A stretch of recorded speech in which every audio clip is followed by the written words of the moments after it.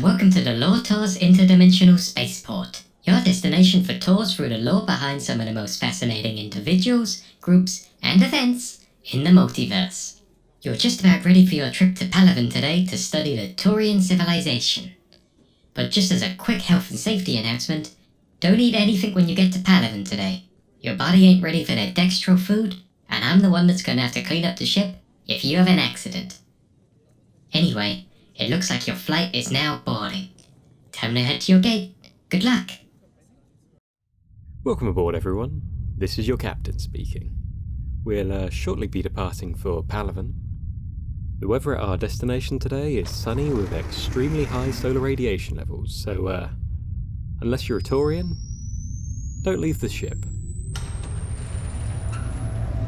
Activating warp drive in 3, 2, 1.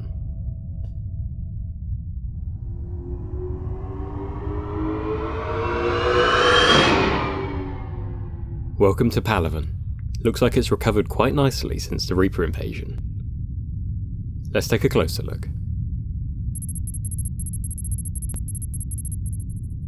Perhaps best known for their prominent military role within the Milky Way galaxy, the Turian civilization is one defined by traditions of discipline, honour, and a strong sense of personal responsibility. These traditions have existed amongst the Turians for many a millennia on their home world of Palaven. Described as a silver world of fortresses and fire, Palaven's weak magnetic field acts as a poor defense against solar radiation, and as a result, life on the planet has evolved to adapt to this. Plant life on Palaven mostly shuts down during daylight hours, and sets about repairing cellular damage at night, and most animal life on Palaven, including the Turians themselves, developed resilient metallic carapaces that, whilst rugged in appearance, provide little physical damage resistance, instead providing excellent shielding against solar radiation. Another signature physiological trait of the Turians is that they are a dextroprotein race, a rarity on the galactic stage. This results in the Turians being unable to eat most foods enjoyed by humans, Azari, and most other species in the Milky Way. Doing so would provide a Turian with no nutritional value and a potentially lethal allergic reaction. Noted for their overwhelming sense of public service, Turians are raised in a highly regimented, disciplined and organised society in which they are instilled with an impressive work ethic and taught to put the needs of the state above the needs of oneself. As such, every citizen between the ages of 15 and 30 must serve the state in some capacity, whether that be as a soldier, administrator, engineer, sanitation officer, or a number of other roles benefiting the Turian state. And whilst Turian society is incredibly strict, the state does not impose many restrictions on its subjects. Turians are, for example, free to engage in recreational drug use, providing it does not hinder their ability to complete their duties. Usually the strong sense of Turian honour and accountability for one's actions is enough to moderate potentially harmful behaviour. Should an offender refuse to change, and they show disregard for their duties, their peers will show no qualms about sentencing the individual to a life of hard labour. This rather rational approach to personal freedoms also applies to Turian religion, and whilst they once worshipped giant titans that strode across Palaven, Turian religion is now based off the belief that groups and areas have unique spirits. For example, military units are believed to have spirits that embody honour and courage, while cities will have spirits embodying the accomplishments and industry of its residents. Whilst they do not believe that these spirits can affect the physical world, Turians do believe in the inspiration and guidance they can gain from praying to and convening with these spirits. Turians also enjoy complete freedom of religion, with some Turians embracing the human religions of Confucianism and Buddhism. One could even argue that a Turian's devotion to their government and the overall Turian state is religious in nature. Known as the Turian hierarchy, the Turian government is a hierarchical meritocracy, in which an individual can rise up to 27 citizenship tiers based on their achievements. The lowest tier is for non-Turian client races, children, and civilians with no military service on record. Upon entering military service, an individual enters the second tier of citizenship, with formal citizenship being gained following the completion of military training.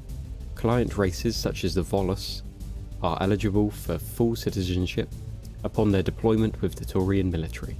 Higher ranked citizens are expected to lead and protect those below them, whilst lower tiers are expected to obey and support superiors, with the chances of promotion to a higher tier based on an individual's assessment by their higher ranked peers.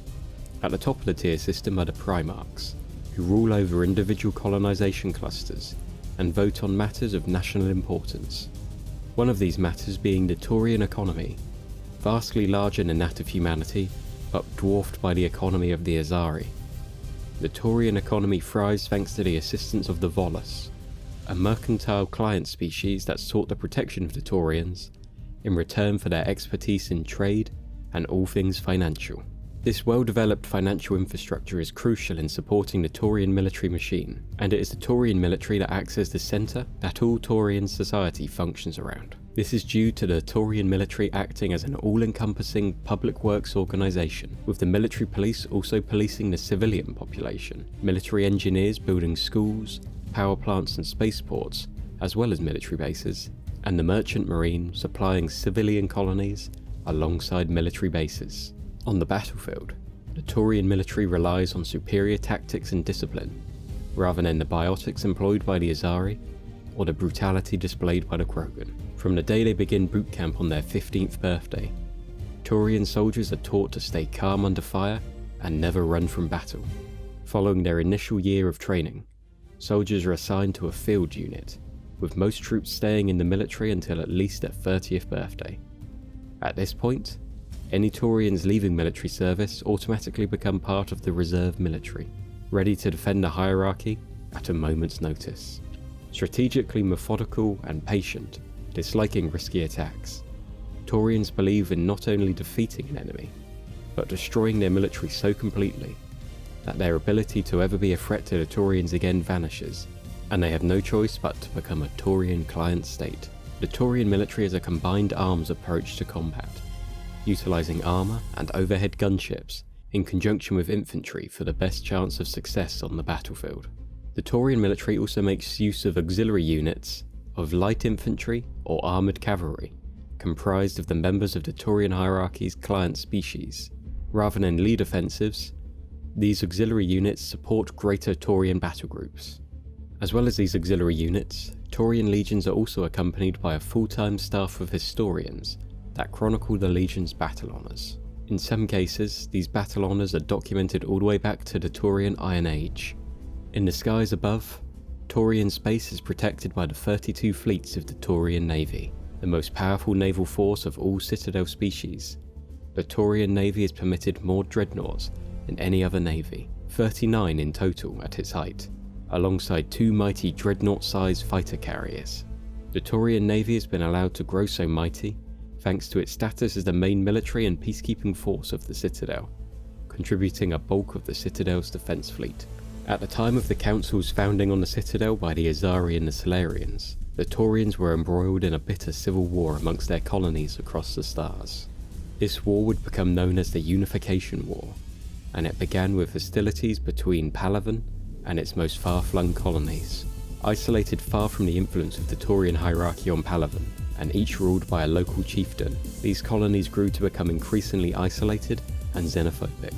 Colonists began wearing distinct facial markings representing their colony, and hostilities between each settlement became common.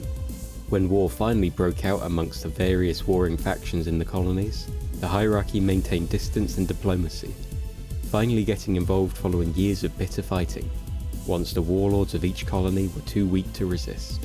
The colonies were forced to end the fighting and renew their allegiance to the hierarchy. Whilst tensions eventually faded, to this day, Turians can still be seen wearing their distinctive facial markings of their home colonies. After over 300 years of aggressive Krogan expansion, fueled by booming population growth, tensions came to a head following the Krogan invasion of worlds occupied by other species.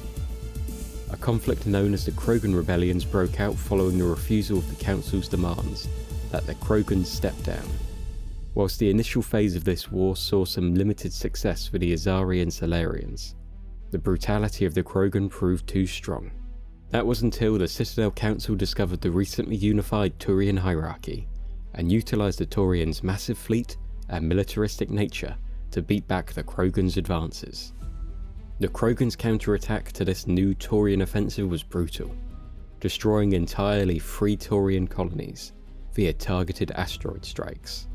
These horrific war crimes only spurred the Turians on further, however, and led to them deploying the Solarian-made genophage, a biological weapon that would severely restrict the Krogan's ability to rapidly reproduce offspring and replenish their fighting forces. With Krogan forces dwindling in the face of a new Turian offensive, and now with no way to replenish their numbers, the Krogan chose to surrender rather than face extinction. For their part in quelling the Krogan Rebellions, the Turians were granted a seat on the Citadel Council in the year 900 CE, and their forces replaced the Krogans as the Citadel's main peacekeeping force.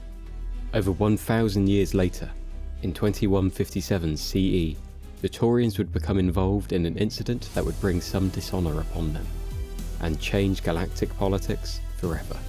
At this time, humanity, previously unknown to the races of the Citadel, had begun expanding out amongst the stars, and activated an uncharted Mass Effect relay, unaware that this was in breach of Citadel laws. In response, a Turian force opened fire on the human explorers. Over the next few weeks, war would erupt, in which the outnumbered Systems Alliance of Earth would lose a number of ships to the Turians, and eventually even surrendering the colony of Shang-Zi to the Turians. Believing they had destroyed a majority of humanity's forces, the Turians occupied Shang-Zi, completely unaware of the counterattack that would be launched a month later by the Systems Alliance Second Fleet, kicking the Turians off Shang-Zi and setting up both species for a protracted interplanetary war. That was until the Citadel Council stepped in, introduced humanity to the galactic community, negotiated a peace, and ordered the Turians to pay significant reparations to the Systems Alliance for their part in instigating the conflict that would become known as the Relay 314 incident, and it would cause deep mistrust between humanity and the Turians for many years. This distrust would be put aside just a few decades later, however, as the entire galaxy came together to face the Great Reaper invasion of 2186 CE. The Turian colony of Titrus was one of the first worlds attacked following the Reaper's occupation of Earth and the Vetarian homeworld Karshan. The destruction of Titrus would be broadcast across Turian comms networks, taunting the Turians as the Reapers flooded into the Trebia system to assault Palaven. Boosted by the heavily armed Turian citizenry and the relatively intact Turian naval fleets, the hierarchy put up a defiant fight against the Reapers on Palaven. As the invasion dragged on, however, Turian casualties began to mount, and the Reapers made significant territorial gains. That was until aid came in the form of an unlikely ally. Following the news that the genophage had been cured, the Krogans agreed to assist the Turians in their battle for Palaven.